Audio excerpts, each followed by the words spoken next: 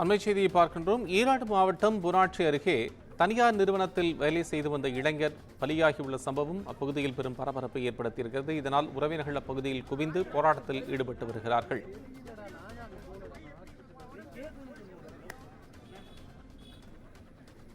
கூடுதல் விவரங்களுடன் ஈரோடு மாவட்ட செய்தியாளர் மணிகண்டன் இணைப்பில். மணிகண்டன், இந்த இளைஞருக்கு என்ன ஆச்சு? உறவினர்கள் தரப்பில் என்ன சொல்லப்படுது? காவல்துறை தரப்பில் என்ன சொல்லப்படுது?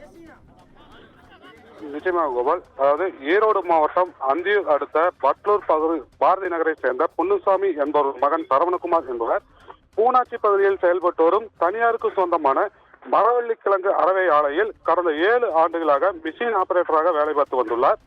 இந்நிலையில இன்று காலை வழக்கம் போல் வேலைக்கு சென்ற சரவணகுமாருக்கு திடீரென நெஞ்சுவலி ஏற்பட்டு மயங்கி விழுந்ததாக கூறப்படுகிறது.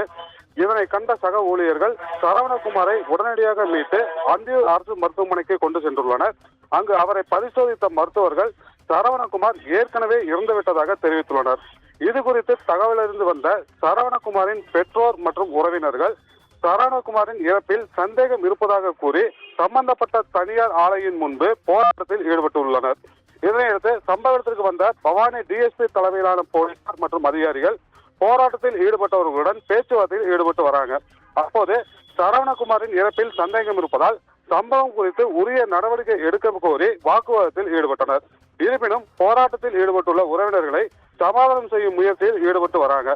இந்த சம்பவம் காரணமாக பூனாச்சி பகுதியில் பார்த்தீங்கன்னா பெரும் பரபரப்பு நிலவி வருகிறது. கோபால், மணிகண்டன், உங்கள் விவரங்களுக்கு நன்றி.